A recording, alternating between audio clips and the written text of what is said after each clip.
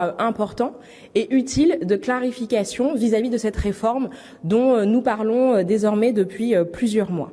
Il a évidemment souhaité rappeler ce qu'étaient les objectifs fondamentaux de cette réforme, son universalité, faire en sorte que tous les Français cotisent à une seule et même caisse et que toutes leurs cotisations leur permettent d'ouvrir les mêmes droits.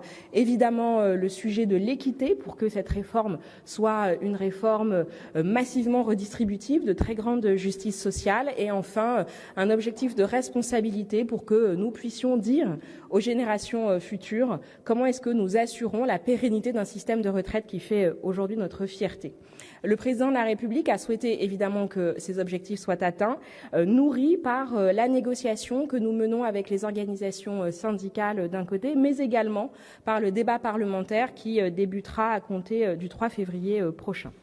Le président de la République a également dénoncé les actes de violence et la radicalité de certains blocages et il a appelé à ce qu'il y ait la plus grande fermeté à l'égard de leurs auteurs. Il a souhaité, dans ce contexte, rappeler la richesse et la solidité de notre démocratie qui permet au peuple de choisir ses dirigeants et ses législateurs. La haine de l'autre, l'intimidation de l'autre au prétexte d'une divergence, qu'elle soit politique ou syndicale, ne peuvent en aucun cas être acceptables. Ce sont les mots du président de la République.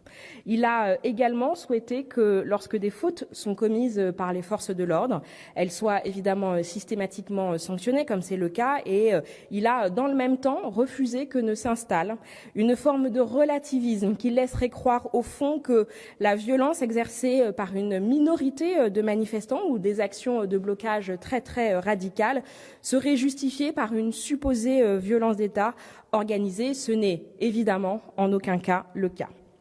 Enfin, à l'issue de ce propos sur la réforme des retraites et le contexte particulier que nous connaissons, le président de la République a évoqué son déplacement en Israël et dans les territoires palestiniens, réaffirmant à cette occasion la position intangible de la France qui fait de la lutte contre l'antisémitisme un combat majeur pour notre société où notre pays est en première ligne. Il a indiqué à nouveau que cette lutte acharnée contre l'antisémitisme sous toutes ses formes était le problème de tous les Français parce que, je cite, « la haine des Juifs est toujours l'avant-garde de la haine des autres ». Voilà ce que je pouvais vous livrer de l'introduction du président de la République à l'occasion de ce nouveau Conseil des ministres. Je vais laisser la parole à mes collègues du gouvernement et je vous précise que Agnès Buzyn reprendra la parole pour faire un petit point d'état sur le sujet du coronavirus. Je vous remercie. Merci. Donc, nous venons avec le secrétaire d'État Laurent Pietraszewski de présenter en Conseil des ministres le projet de loi. Ce projet, il est conforme à l'ambition du président de la République lors de sa campagne présidentielle de porter l'universalité, c'est-à-dire que tous les Français sont solidaires les uns des autres et ont les mêmes droits. Il propose donc la création d'un système universel de retraite en substitution aux 42 régimes actuels dont on connaît les multiples défauts. Je les listerai brièvement. L'illisibilité du système actuel, la multiplicité des règles applicables pour chacun des régimes, la complexité administrative, notamment lorsque les carrières sont diversifiées, une redistribution inversée, donc une forme d'injustice, parce que le système actuel favorise les carrières longues et les carrières ascendantes au détriment des carrières hachées et souvent des femmes. C'est donc un système qui est inadapté au monde d'aujourd'hui. Enfin, le système actuel comporte des difficultés de pilotage et de visibilité sur le long terme. Tous ces défauts ont abouti à une perte de confiance dans le système actuel de beaucoup de Français, mais notamment des jeunes qui ne croient pas en la pérennité, en la justice du système. Le projet de loi qui est présenté aujourd'hui est le fruit d'un long travail de consultation, de concertation qui a abouti à une première étape, la présentation du rapport de Jean-Paul Delevoye en juillet dernier. Il y a eu une deuxième phase de concertation que vous connaissez, notamment avec une longue concertation citoyenne et avec les partenaires sociaux. Aujourd'hui, il apparaît bien que cette refondation d'un système de retraite est un enjeu social et un enjeu démocratique. Les objectifs qui sont assignés à ce nouveau système universel de retraite sont l'équité entre tous les Français et entre les générations, la simplification et la lisibilité, et la mise en place d'un système de contrôle de décision démocratique qui permet, en responsabilité, le pilotage du système. Je commencerai par le projet de loi organique, puis je laisserai la parole à Laurent Pietraszewski pour le projet de loi ordinaire. L'article 1 du projet de loi organique élargit le champ des lois de financement de la sécurité sociale en y intégrant pour la première fois les régimes complémentaires dès la promulgation de la loi. Cela signifie que les soldes et les objectifs de dépenses pour la branche vieillesse dans le PLFSS seront présentés en associant les régimes de base et les régimes complémentaires qui en étaient jusque-là exclus. Cette présentation intégrée donne à voir l'universalité mise en avant de la réforme et va permettre notamment aux parlementaires d'avoir une vision élargie et une meilleure capacité de pilotage de l'ensemble du régime. L'article 2 renforce le pilotage financier de la branche retraite en instituant pour la première fois une règle d'or d'équilibre financier de la branche vieillesse. Cet article traduit la volonté de responsabilité vis-à-vis des générations futures notamment, et les lois de financement de la sécurité sociale devront donc présenter chaque année une trajectoire de la branche retraite à l'équilibre pour les 5 années suivantes. Les moyens pour y parvenir seront présentés dans une annexe qui sera, elle aussi, votée. L'article 2 comprend également une règle d'apurement de la dette si, en cas de dégradation économique, une dette serait créée au-delà des 3% des recettes annuelles de la branche. Cet article est important, il reflète la volonté de responsabilité qui s'attache à la réforme en tenant compte d'aléas économiques possibles, mais en laissant une marge de manœuvre opérationnelle à la nouvelle gouvernance et notamment aux partenaires sociaux qui seront chargés d'amener la branche à l'équilibre. Enfin, et indépendamment du PLFSS, les articles 3, 4, 5 permettent de faire revenir et rentrer dans le régime universel des personnes qui aujourd'hui sont affiliées de façon différente du fait de la séparation des pouvoirs. Il s'agit des parlementaires, notamment des sénateurs, des membres du Conseil constitutionnel et des magistrats. Et il faut donc une loi organique pour les faire intégrer le système universel de retraite auquel chaque Français cotisera. Je vais donc laisser maintenant la parole à Laurent Pietraszewski pour le projet de loi ordinaire. Merci Madame la Ministre. Alors ce projet de loi ordinaire est composé de 5 titres et 65 articles. Je vous propose qu'on regarde ces 5 titres avec les grands éléments qui les composent. D'abord, le titre 1 fait référence à ce qui a été évoqué tout à l'heure par Madame la Ministre des Solidarités et de la Santé. C'est celui qui construit l'universalité. Il détaille ici l'architecture du système universel et il en précise les principaux paramètres, notamment en matière de cotisation, d'acquisition et de calcul des droits. Il prévoit la création d'un âge d'équilibre qui est destiné à inciter les Français, sans les y contraindre, à travailler davantage et surtout à assurer l'équilibre de notre système par répartition, système où les cotisations servent à payer les pensions. C'est également dans ce titre, et le gouvernement a fait le choix de le mentionner très tôt dans le texte, que se trouve l'engagement de revalorisation pris envers les enseignants et les enseignants-chercheurs.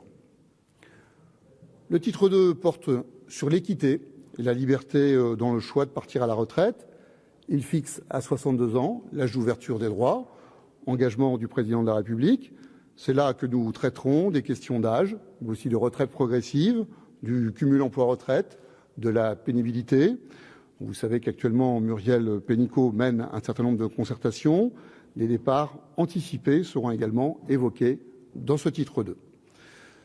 On y retrouve les conditions d'ouverture des droits, mais également l'harmonisation des dispositifs de départ anticipé ainsi que les modalités de transition entre l'activité et la retraite.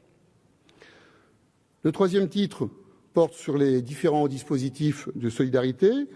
Nous y retrouvons le minimum de retraite, le minimum de pension, ou autrement appelé minimum contributif, sur lequel, vous le savez, je mène un certain nombre de concertations avec les partenaires sociaux.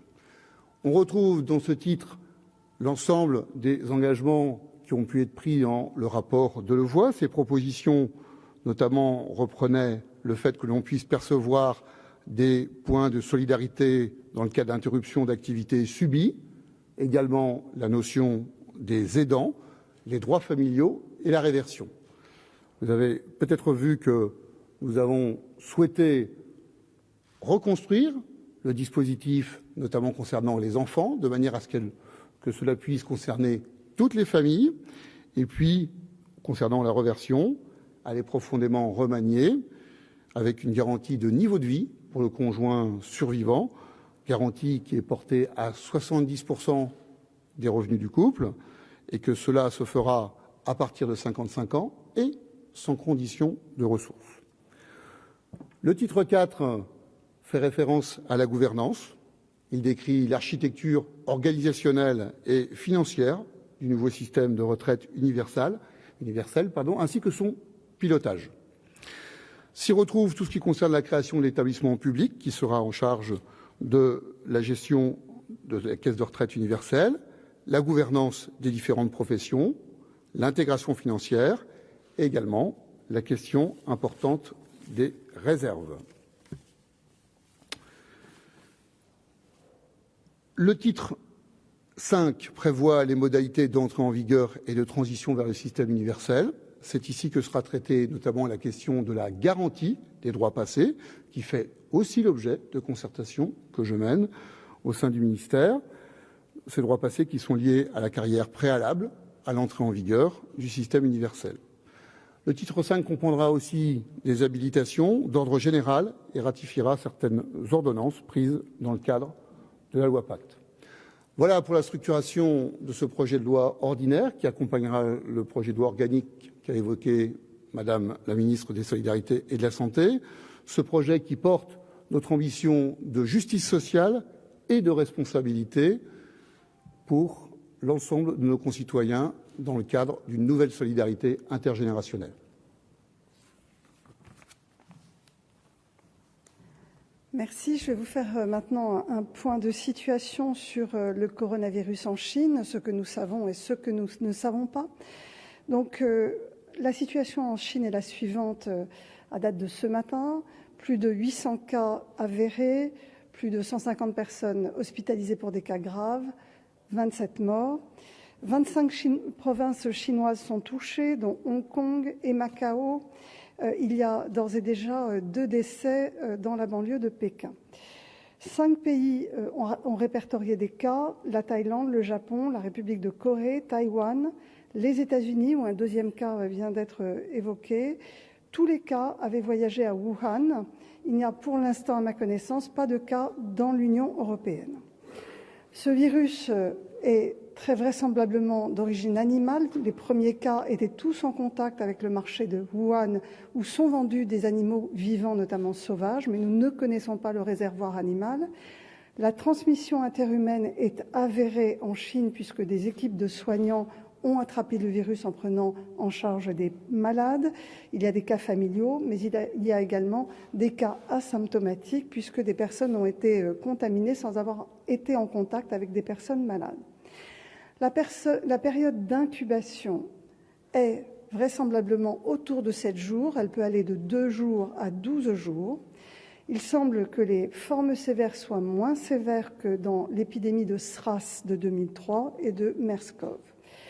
On ne connaît pas encore la contagiosité des malades ni le degré de mortalité, car nous ne savons pas en réalité exactement combien de personnes sont infectées. En termes de risque pour la France, des analyses de risque d'importation sont modélisées régulièrement par les équipes de recherche. Le risque d'importation de cas depuis Wuhan est modéré. Il est maintenant pratiquement nul puisque la ville, vous le savez, est isolée. Les risques de cas secondaires autour d'un cas importé sont très faibles et les risques de propagation du virus dans la population sont très faibles.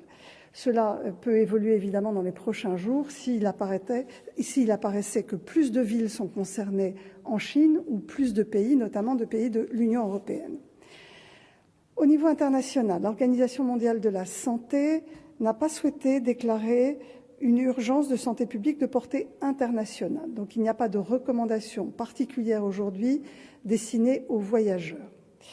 Les autorités chinoises ont pris des mesures drastiques, vous le savez, avec la mise à l'isolement de 3 villes, soit 20 millions de personnes, mais des mesures d'arrêt des transports publics ou d'arrêt d'événements publics dans plusieurs villes chinoises, ce qui concerne au total 30 millions de personnes impactées. Ils ont également aujourd'hui décidé de construire un hôpital à Wuhan de 1000 lits de façon à pouvoir prendre d'éventuels malades. C'est un hôpital qui sera construit en l'espace de 7 jours. Quelle est la stratégie que nous avons mise en œuvre aujourd'hui en France? Nous n'avons absolument pas attendu des recommandations de l'Organisation mondiale de la santé. Dès que nous avons connu la séquence du virus, c'est-à-dire que dès que les autorités chinoises ont publié la séquence du virus, puisqu'il s'agit d'un nouveau virus, nous avons mis au point un test à l'Institut Pasteur. Ce test, maintenant, est de qualité. Il permet de rendre un diagnostic en l'espace de quelques heures. Il est disponible à Paris et à Lyon à partir d'aujourd'hui et sera diffusé dans les différents hôpitaux publics dans le courant de la semaine prochaine. Nous avons prévenu toutes les autorités sanitaires, agences régionales de santé, établissements de santé, SAMU, services d'urgence, mais également les 800 000 professionnels de santé que nous savons contacter par mail via la Direction générale de la santé sur les symptômes et la conduite à tenir en cas de contact éventuel avec des personnes présentant une fièvre ou des symptômes respiratoires et ayant eu un contact avec la Chine ou ayant voyagé. Les recommandations sont les suivantes. Elles sont également données à tous les voyageurs qui débarquent des avions en provenance de Chine aujourd'hui. Je rappelle qu'il y a 86 vols par semaine venant en direct de Chine et se posant à Roissy-Charles de Gaulle. Les 26 vols de Wuhan sont maintenant annulés, donc il nous reste une 60aine de vols directs. Et tous les voyageurs reçoivent un flyer, c'est-à-dire une information en français, en anglais et en chinois, leur donnant la conduite à tenir. Il y a également des informations en affiches et des informations audio dans tous les aéroports qui reçoivent des vols internationaux en France. Les recommandations sont donc les suivantes sur les flyers et sur les affiches. Toute personne qui ressent des symptômes, fièvre ou difficultés respiratoires, ne doit pas se rendre aux urgences, ne doit pas aller chez un médecin traitant pour éviter des contacts, mais doit appeler le centre 15 qui prendra en charge la personne, ira l'amener dans un hôpital. Les hôpitaux sont très bien informés de la conduite à tenir et les personnes seront mises en isolement jusqu'à ce que nous ayons le test de confirmation ou d'infirmation du cas. C'est le ministère de la Santé qui est en charge de piloter aujourd'hui cette crise. Si la crise devait avoir un fort impact sectoriel, il pourrait y avoir une cellule interministérielle de crise. Mais pour l'instant, tant que nous n'avons pas de cas avérés sur le territoire, nous continuons ce pilotage au ministère de la Santé avec toutes les directions d'administration concernées. Voilà ce que je souhaitais dire sur cette épidémie à ce stade.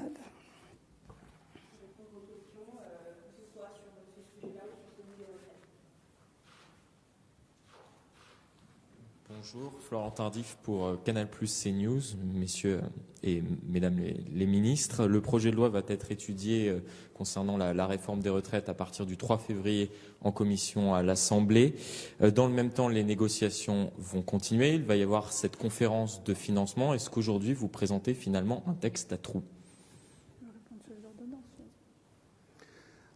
Alors, vous avez raison de souligner qu'il y a de la place pour la démocratie sociale dans ce texte.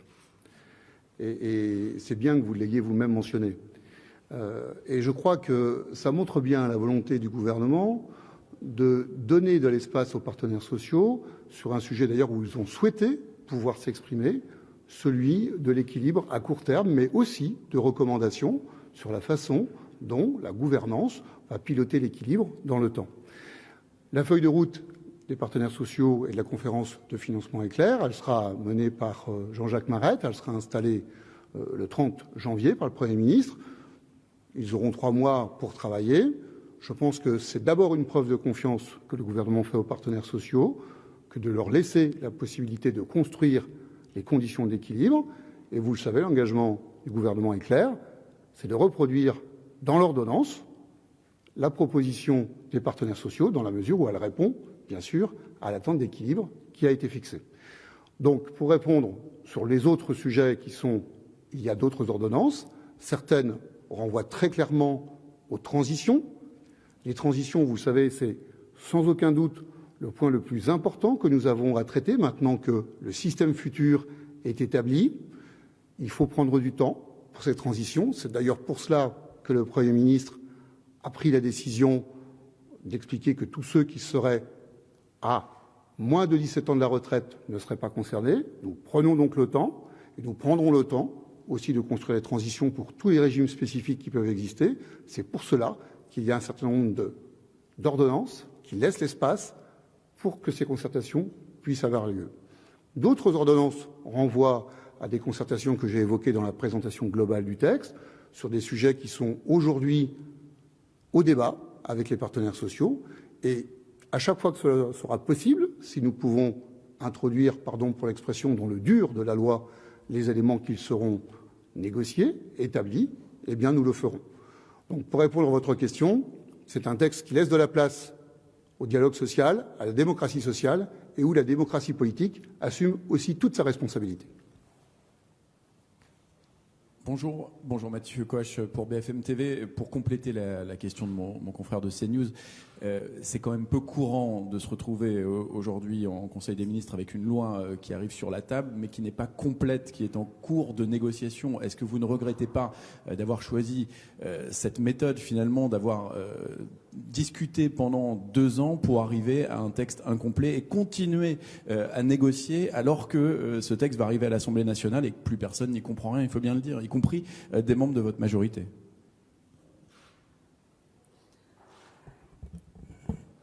D'abord, dire que ce n'est pas étonnant, dans une réforme d'une telle envergure et d'une telle ambition, qu'il y ait encore de la place à des négociations et des concertations sur des sujets très spécifiques et assez compliqués, comme la pénibilité, qui a émergé comme vraiment un sujet majeur qui permettrait vraiment de tenir compte des parcours de vie professionnels et qui n'était pas clairement défini dans le projet tel que Jean-Paul Delevoye l'avait présenté en juillet.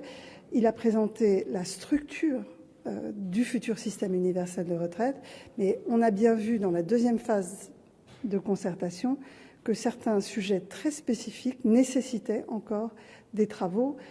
Je crois qu'aujourd'hui, ce texte il est prêt à un très beau débat parlementaire avec des principes nouveaux pour un système de retraite, l'universalité et l'équilibre financier assurés dans la réforme.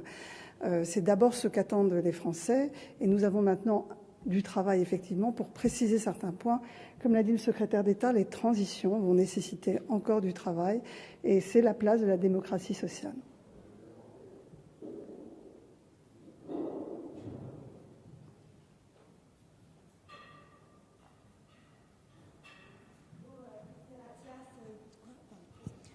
Esther Attias, magazine Challenge.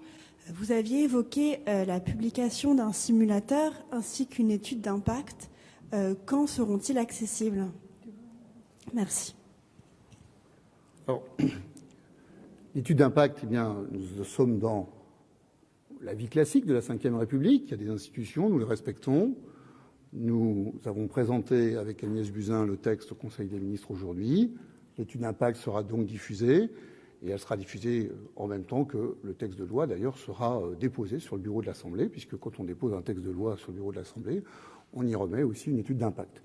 Et vous verrez d'ailleurs que c'est une étude d'impact extrêmement conséquente, puisqu'elle fait plus de 1000 pages, elle est extrêmement documentée, et je pense qu'elle répondra à une partie, peut-être, des interrogations que vous avez pu formuler les uns ou les autres depuis le début de ce point presse. Pour revenir sur la deuxième partie de votre question, nous mettons en ligne aujourd'hui plus d'une trentaine de nouveaux parcours types supplémentaires sur le site retraite.gouv.fr, ce qui va monter le nombre de parcours types que nous proposons à plus de 65. Nous avons de nouveaux cas qui seront diffusés durant la semaine prochaine. Nous allons donc mettre en ligne sous 8 jours plus de 100 cas nouveaux. Et donc, il y aura plus de 130 parcours types disponibles, permettant à chacun de nos concitoyens de se rapprocher de sa situation personnelle sur la base de cas plus généraux, bien sûr, puisqu'on n'est pas encore dans une individualisation complète. Et c'était peut-être la dernière partie de votre question, la troisième, pardon.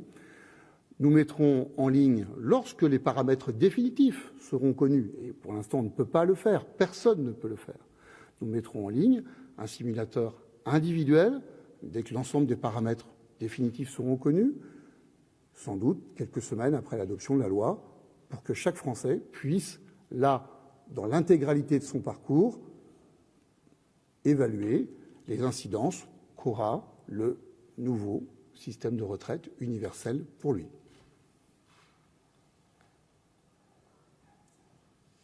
Florent Tardif, pour CNews Canal+, vous parlez de parcours type, mais l'une des principales inquiétudes des Français aujourd'hui, c'est de connaître la valeur d'acquisition des points, c'est-à-dire comment ces points seront-ils attribués et leur valeur également dans le temps, lors donc du départ à la retraite. Quand est-ce que nous aurons ces différentes données ?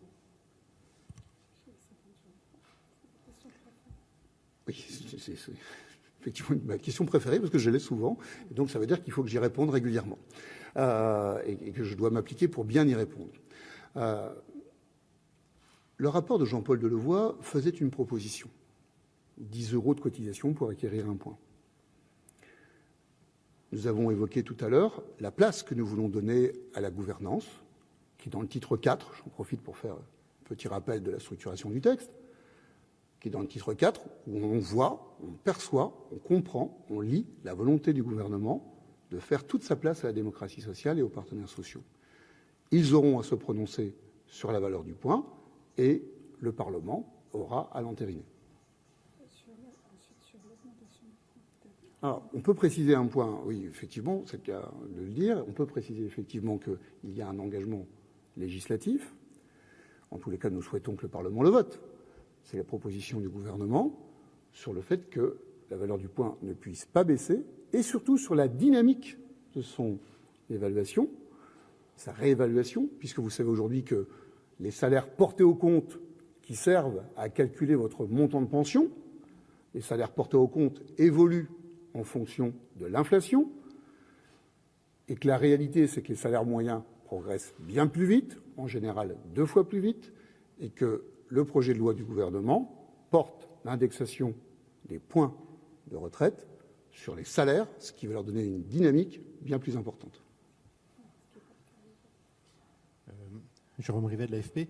Lors de la conférence, si les partenaires sociaux trouvent un moyen de financer le système sans âge d'équilibre, est-ce que vous êtes prêt à le retirer du texte ? Alors, il y a deux travaux en cours. La conférence de financement, elle vise à avoir un système à l'équilibre au démarrage de la réforme, en tous les cas en 2027. Et donc, c'est là où il y avait un débat sur la place de l'âge d'équilibre dans la loi. Et c'est là où, lors de la négociation que nous avons eue avec les partenaires sociaux, nous avons trouvé un compromis de retirer l'âge d'équilibre dans cette première partie des travaux qu'ils ont à mener, qui est d'amener le système à l'équilibre en 2027. Ce qui reste dans la loi, et ça n'a pas été refusé par les partenaires sociaux, c'est la notion d'un âge d'équilibre du système qui est en fait un référentiel collectif qui, à pension égale et à taux de cotisation égal, fait que le régime sera à l'équilibre sur la base des évaluations du corps avec un âge d'équilibre de référence qui avait été évoqué par le corps autour de 64 ans. Cette notion d'âge d'équilibre, qui est un fait économique, elle reste dans la loi et servira évidemment aux partenaires sociaux pour proposer des trajectoires et des moyens d'aboutir à cet équilibre que nous souhaitons sur des périodes de 5 ans. C'est ce qui figure dans la loi organique, puisque la loi organique prévoit bien que le système devra être en équilibre sur des périodes de 5 ans et charge à la nouvelle gouvernance de trouver les moyens d'y parvenir. Et c'est là où l'âge d'équilibre peut être un levier pour eux, pour y parvenir, et ça reste dans la loi.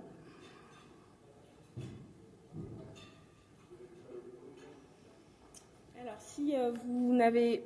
Encore sur les retraites? Ok. Bonjour Marine Panissier de Reuters. J'ai juste une question. Vous avez parlé d'individualisation complète et de simulateurs individuels qui seraient mis en ligne quelques semaines après l'adoption de la loi.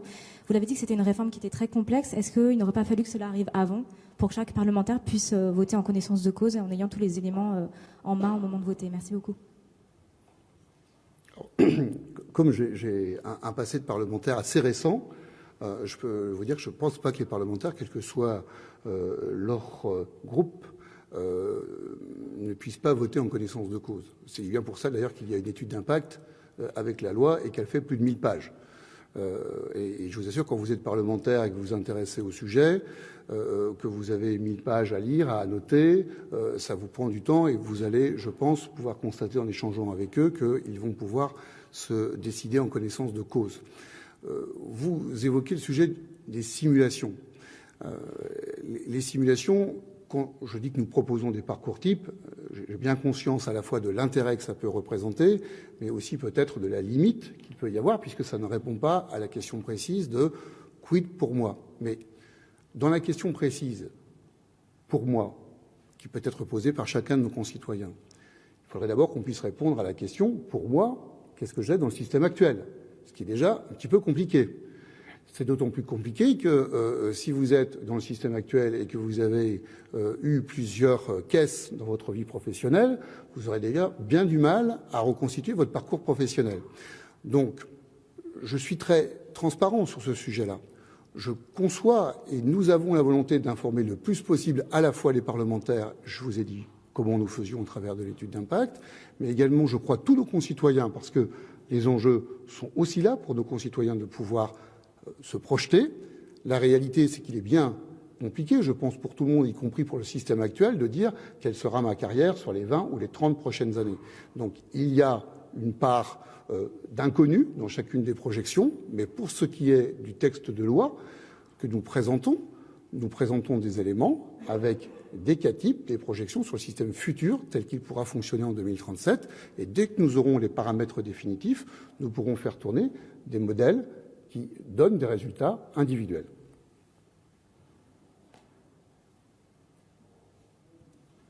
Une dernière question sur la réforme des retraites. Vous avez expliqué que la valeur du point ne pourrait pas baisser car elle serait calculée en fonction du salaire moyen en France. Quid d'une crise financière, par exemple, comme ce fut le cas en 2008, où, je prends l'exemple de la Grèce, les salaires ont dû baisser de 22%. Est-ce que vous avez envisagé une éventualité, puisque le Premier ministre l'a rappelé hier, ce nouveau système des retraites est amené à perdurer dans le temps? À ma connaissance, les salaires n'ont jamais baissé en moyenne en France. Et donc, aujourd'hui, ce que nous inscrivons, c'est une règle d'or d'équilibre sur 5 ans, justement pour tenir compte de certains aléas économiques où les recettes seraient inférieures à ce qu'est attendu aujourd'hui en fonction de la croissance de notre pays. Et nous laissons à la gouvernance où, vous le savez, les partenaires sociaux sont particulièrement représentés, le soin d'ajuster, mais probablement avec d'autres méthodes qui n'aboutiront pas à une baisse des pensions ou à une baisse du point. Maintenant, nous partons du principe que les salaires en France n'ont jamais baissé. Il peut y avoir du chômage, il peut y avoir une crise financière, mais la moyenne des salaires n'a pas baissé. Et la gouvernance a maintenant les différents leviers pour équilibrer le système sur des périodes de 5 ans, ce qui permet d'amortir et de tenir compte d'aléas économiques. Nous n'avons justement pas voulu d'une règle d'or d'un équilibre financier année par année, parce que cela risquait d'aboutir à des arbitrages difficiles. Et cette période de 5 ans permet un amortisseur économique en cas de crise financière. Très bien. Si vous n'avez pas d'autres questions sur les sujets des retraites, je vous propose de libérer mes 2 collègues. Je vous remercie. Et je suis à votre disposition, le cas échéant, pour répondre à des questions sur d'autres thèmes. Ou pas. Eh bien, dans ce cas-là, je vous souhaite un bon appétit Ah non, j'ai une question. Non, je crois que c'était au menu du Conseil des ministres. Quelle décision a été prise pour Ségolène Royal? Comme je l'ai déjà indiqué ce Par matin... qui sera-t-elle remplacée? Pardon, je comprends. Pardon. Comme j'ai eu l'occasion de l'indiquer dans la partie B de l'ordre du jour du Conseil des ministres qui concerne les nominations, nous avons le ministre de l'Europe et des Affaires étrangères a proposé le fait que Ségolène Royal n'occupe plus les fonctions d'ambassadrice chargée de la négociation internationale sur les pôles et donc elle sera remplacée prochainement. Je n'ai pas le nom de son remplaçant ou de sa remplaçante. Bon appétit et à la semaine prochaine. Au revoir.